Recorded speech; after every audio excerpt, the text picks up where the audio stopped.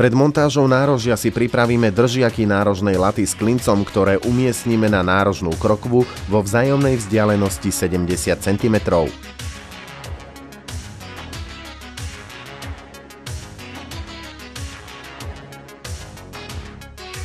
Na držiaky upevníme nárožnú latu.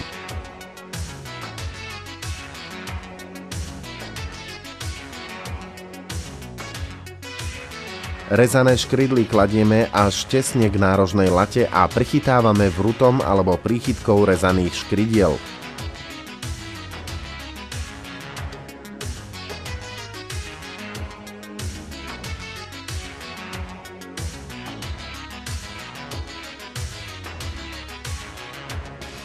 V prípade potreby využívame tak ako pri úžľabí polovičné škrydly pre lepšie uloženie rezaných škrydiel.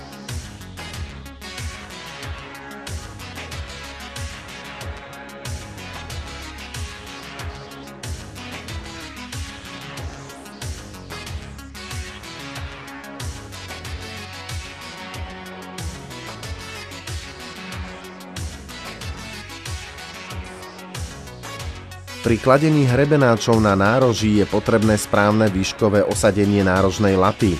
Jej výšku určíme tak, že položíme hrebenáč cez dve vlny škrydly a latu výškovo osadíme tak, aby sa svojou vrchnou hranou opierala o spodnú stranu hrebenáča v jeho ušej časti. Na takto pripravené nárožie namontujeme krycie pásy nárožia pre suché kladenie hrebenáčov. Firma Bramag má vo svojom sortimente dva typy. Tu je montáž krycieho pásu nárožia Figarol.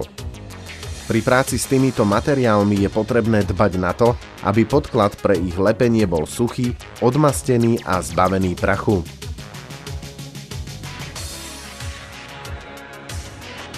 Ďalším riešením je použitie krycieho pásu nárožia Metal Roll. Oba pásy sa dodávajú v šírke 28 cm a dĺžke 5 metrov. Ich konštrukcia umožňuje prídavné odvetranie strechy v nároží.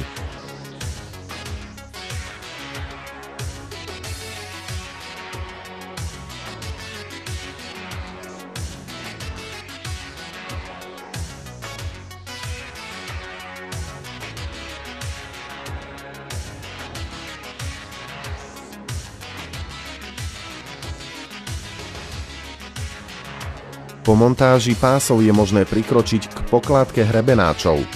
Montáž začíname položením hrebenáča pre ukončenie nárožia. Hrebenáče prichytávame príchytkou a utesňovacím vrutom.